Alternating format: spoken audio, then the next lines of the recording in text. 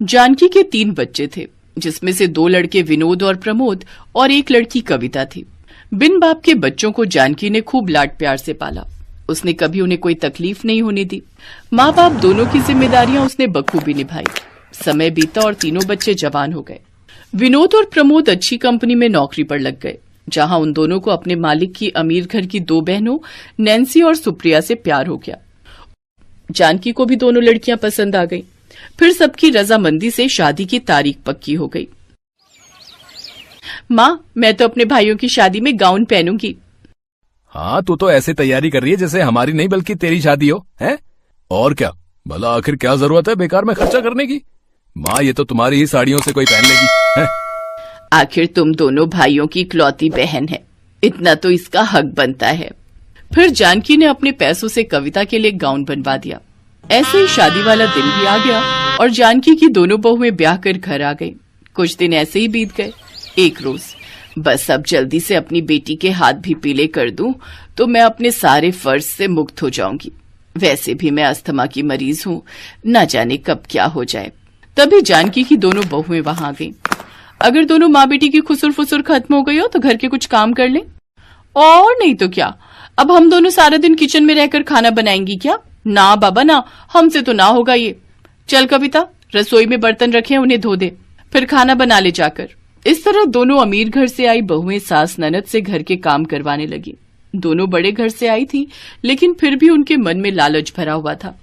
सुनिए जी, ये माँ जी कविता को कुछ ज्यादा ही प्यार करती हैं। अब कल की ही बात लो, माँ जी ने अपनी सोने की बालियां कविता को दे दी। मुझे तो डर है कहीं एक दिन वो ये घर भी उनके नाम ना कर दें। और क्या, वैसे भी किसी के मन में कपट आते कहाँ देर लगती है। दोनों बीवियों ने अपने पति के मन में बीज बो दिया। फिर क्या था, अगले ही दिन विनोद और प्रमोद वसीयतनामा लेकर अपनी माँ के पास पहुंच गए। माँ, इन पेपर्स पे साइन कर दो। कैसे पेपर्स और क्या लिखा है इसमें? यही कि आपको कुछ हो गया तो आपकी ये सारी प्रॉपर्टी हमें बंट जाएगी। अपने जीते जी तो मैं ऐसा नहीं करूंगी। माँ, आप मेरी चिंता क्यों कर रही हो? और वैसे भी अभी तो मैं पढ़ ही रही हूँ। आप ये घर बेझिझक होकर साइन कर दो। अपनी बेटी की बात मानकर जानकी ने वैसा ही किया। लेकिन अब तो जैसे नैन्सी और सुप्रिया का सपना पूरा हो गया। एक रोज दोनों भाई ऑफिस के काम से शहर से बाहर गए होते हैं और कविता की दोनों भाभियां किट्टी पार्टी में गई होती हैं। तभी अचानक जानकी की तबीयत खराब हो जाती है। दोनों भाभियां फोन नहीं उठा रही, अब क्या करूं? माँ, तुम चिंता मत करो, मैं तुम्हें अभी अस्पताल लेकर चलती हूँ। कविता बाहर ऑटो ढूंढने जाती है, लेकिन जब तक वो वापस आती तब तक जानकी दम तोड़ चुकी थी। अपनी माँ की मौत के सदमे से कविता को बहुत गहरी चोट पहुंची थी, लेकिन अभी उसका दुख दूर नहीं हुआ था कि उसकी दोनों भाभियों ने वो कर दिया जिसकी उसे उम्मीद नहीं थी। नहीं भाभी, मैं इस घर को छोड़कर कहीं नहीं जाऊंगी। इस घर में मेरी ये माँ की यादें बसती हैं। लेकिन तुम्हें हमारे साथ ये घर छोड़कर जाना ही होगा, क्योंकि हमने ये घर बेच दिया है। तुम ऐसा कैसे कर सकती हो भाभी? नहीं, मैं अपने रहते इस घर को नहीं बेचने दूंगी। इसके अलावा तुम्हारे पास कोई ऑप्शन भी नहीं है, क्योंकि माँ ने ये अपने दोनों बेटों के नाम कर दिया था। दरअसल उस रोज उन्होंने वसीयतनामे पर अपना ही नाम लिखा था, कविता का नहीं। कविता मजबूर थी, वो कुछ नहीं कर पाई और मजबूर होकर अपनी भाभियों के साथ चली गई। कविता हमेशा अपनी माँ को याद करके रोती रहती। ओफो, अब ये तुम्हारा रोना धोना आखिर कब तक चलेगा? चलो अब ये सब ड्रामा बंद करो और घर के काम करो जाकर। आखिर कब तक मुफ्त की रोटियां तोड़ेगी?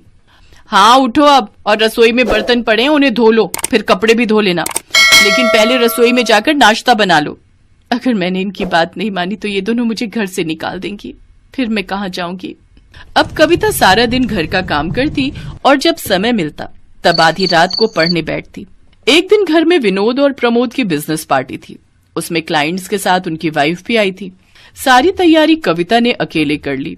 तभी पार्टी में एक औरत ने नैन्सी से पूछा, ये लड़की कौन है नैन्सी? ये हमारी नौकरानी है।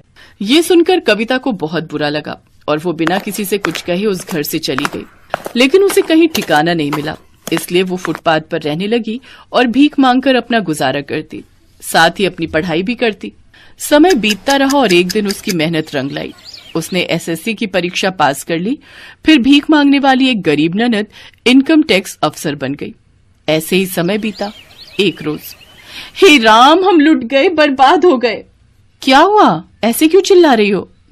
हमारे हस्बैंड के दफ्तर में पुलिस वालों की रेड पड़ी है, सब कुछ जब्त हो गया। ऑफिस सील हो गया और गार्ड कह रहा था अब वो टीम हमारे घर ही आ रही है। हमें क्या पता था ये दोनों भाई गैर कानूनी काम करते हैं। क्या? अब हम कहाँ जाएंगे? फुटपाथ पर। न जाने किसके श्राप का फल है जो हमें ये दिन देखने को मिल रहे हैं। तभी पुलिस वहां आ गई और उन्होंने उनके घर को भी सील कर दिया। अब वो दोनों सड़क पर आ गई। उधर कविता सरकारी आवास में रहती थी।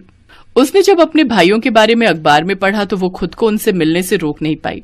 वो अपनी कार से जा ही रही थी कि तभी उसने अपनी दोनों भाभियों को फुटपाथ पर बैठे देखा। भाभी, आप दोनों यहाँ? ये सब कैसे हो गया? मैंने अभी अभी अखबार में देखा जो कुछ भी आपके साथ हुआ। ये सब हमारे कर्मों का फल है कविता। हमने जो तुम्हारे साथ किया उसकी सजा हमें मिल गई। अब तुम हमें माफ कर दो। हाँ नैन्सी, अब तुम हमें माफ कर दो। आप दोनों घबराओ मत और मेरी गाड़ी में बैठो और मेरे घर चलो। तुम्हारी गाड़ी? तुम्हारा घर? हाँ, अब मैं एक इनकम टैक्स ऑफिसर बन गई हूँ। अपने दोनों भाइयों को छुड़वाने के लिए कुछ करती हूँ मैं। खुशी के मारे उसकी भाभियों ने उसे गले से लगा लिया। उसने अपने भाइयों की भी जमानत करवा दी। अब दोनों भाइयों ने कसम खा ली कि वो अब ईमानदारी से काम करेंगे। अब दोनों अमीर भाभियां अपनी गरीब ननद के बड़प्पन के आगे झुक गई, क्योंकि आज उनकी गरीब ननद उन दोनों से भी ज्यादा अमीर थी।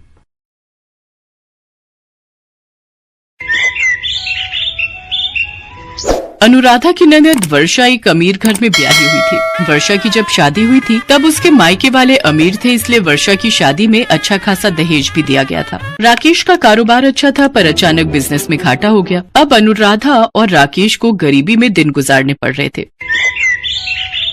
मम्मी, बुआ के घर चलो ना, मुझे पूर्वी के साथ खेलना है। उसके पास बहुत सारे अच्छे अच्छे खिलौने हैं, मेरे पास तो एक भी नया खिलौना नहीं है।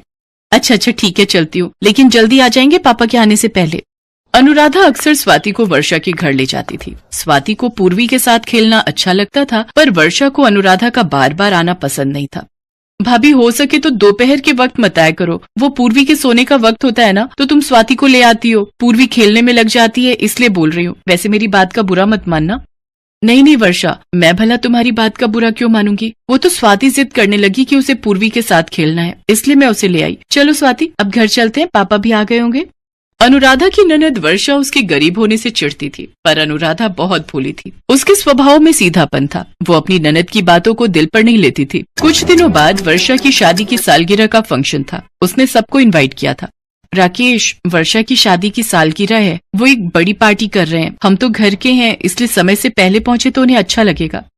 ठीक है अनुराधा, एक काम करो, तुम स्वाति के साथ चली जाना। मुझे थोड़ा काम है तो मैं वो निपटा कर वहीं से सीधा आ जाऊंगा।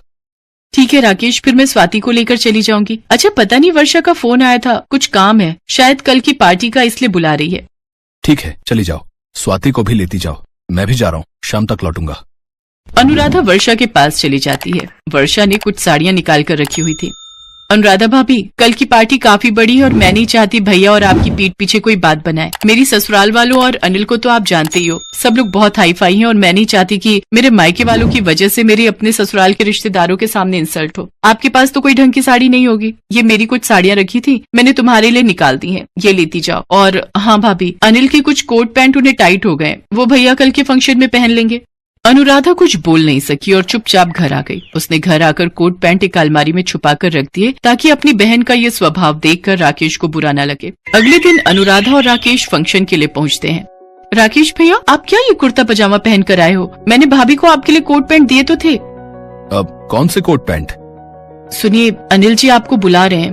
अनुराधा बात को काट देती है और वर्षा मेहमानों में बिजी हो जाती है। कुछ देर बाद वर्षा अनुराधा के पास आती है। अनुराधा भाभी, स्वाति का जरा ध्यान रखना, 2 बार गुलाब जामुन और आइसक्रीम की प्लेटें ले चुकी है। मैं इसे बहुत देर से देख रही हूँ। मेरे ससुराल वाले क्या सोचेंगे कि मेरे मायके वाले कितने भुक्कड़ हैं। इस होटल में प्लेट का हिसाब है, एक प्लेट उठाने पर 2000 रुपए लगेंगे। कभी स्वाति बार बार प्लेटें उठाती रहे और आप चुपचाप देखती रहो, है तो वो शैतान ही। अनुराधा की आंखों में आंसू आ जाते हैं। तभी राकेश आ जाता है और अनुराधा अपने आंसुओं को छुपा लेती है। क्या हुआ अनुराधा? वर्षा क्या कह रही थी? वो कुछ नहीं, बस ऐसे कोई सामान था तो वो मुझसे पूछ रही थी। वर्षा अपनी भाभी अनुराधा को नीचा दिखाने में कोई कसर नहीं छोड़ रही थी। अरे वर्षा, ये तो तुम्हारी भाभी अनुराधा है ना? और कैसा चल रहा है तुम्हारे भैया का काम? क्या बताऊं मिसेस शर्मा, जब से भाभी के कदम हमारे घर में पड़े हैं, मेरे तो मायके में मानो अकाल पड़ गया है। मम्मी पापा इस दुनिया में नहीं रहे, बेचारे भैया अकेले कमा कमा कर थक गए। ये तो पहले ही गरीब खानदान से आई हुई थी, मैं ही हूँ कि इनकी मदद करती रहती हूँ। अब क्या करूँ? हूँ तो आखिर बहन ही, अपने भाई का दुख तो मेरे से देखा नहीं जाता। आज फंक्शन में पहनने के लिए कपड़े भी मैंने ही दिए हैं। तभी अनिल वर्षा को केक काटने के लिए बुला लेता है। फंक्शन खत्म होने के बाद अनुराधा राकेश और स्वाति के साथ घर आ जाती है, पर उस दिन अनुराधा ने सोच लिया था कि अब वो वर्षा के घर बहुत कम जाया करेगी। पूर्वी कई बार जिद करती थी, पर वर्षा उसे बहाना बनाने लगी। एक दिन राकेश घर आया और अनुराधा से बोला, अनुराधा, अनिल जी मिले थे। वर्षा के कंधे में फ्रैक्चर हो गया है, वो बाथरूम में फिसल गई थी। क्या? वर्षा बाथरूम में गिर गई? कब हुआ? कैसे? पूरी बात अनिल जी फोन पर बता नहीं सके। तुम तैयार हो जाओ, हम हॉस्पिटल चलते हैं। सुबह ही एडमिट हुई है वर्षा। अनुराधा राकेश के साथ हॉस्पिटल पहुंचती है। ये सब कैसे हुआ वर्षा? बाथरूम का बल्ब खराब हो गया था, वहां अंधेरा था, तभी पैर फिसल गया और देखो मुझे चोट आ गई। चिंता मत करो वर्षा, सब ठीक हो जाएगा। कल पूर्वी का एग्जाम भी है और घर कौन देखेगा? डॉक्टर ने मुझे यहाँ कुछ दिन रुकने के लिए बोला है। वर्षा तू चिंता क्यों करती है? मैं और तेरी भाभी है ना, सब संभाल लेंगे। तू बस अपना ध्यान रख। अच्छा, मैं स्वाति को स्कूल लेने जा रहा हूँ, पूर्वी को भी लेता आऊंगा। अनिल जी, आप यहीं वर्षा के पास रुको। वर्षा, तुम बिल्कुल चिंता मत करो, मैं हूं ना, फिर परेशान क्यों होती हो? सारी चिंता छोड़ दो और आराम करो। अनुराधा वर्षा के पीछे घर का सारा काम संभाल लेती है और पूर्वी को भी समय से स्कूल भेज देती है। कुछ दिनों तक वो और राकेश वर्षा का पूरा ध्यान रखते थे। कुछ दिन बाद वर्षा को हॉस्पिटल से छुट्टी मिल जाती है। अरे वर्षा, लेटी रहो, आराम करो। अब मैं ठीक हूँ भाभी, तुमने मेरी परेशानी के वक्त मेरी कितनी मदद की, पूर्वी की देखभाल की। तुम बहुत अच्छी हो भाभी। तुमने और भैया ने मेरा कितना ख्याल रखा। ससुराल की अमीरी के घमंड में मैं अपने कीमती भैया भाभी का प्यार खो रही थी। आज सासू माँ और मेरी जेठानी दोनों ने मेरी इतनी देखभाल नहीं की जितनी आपने और भैया ने की है। वर्षा की आंखों में आंसू आ जाते हैं। उसे अपनी गलती का एहसास हो जाता है। वो अपनों के प्यार को समझ गई थी।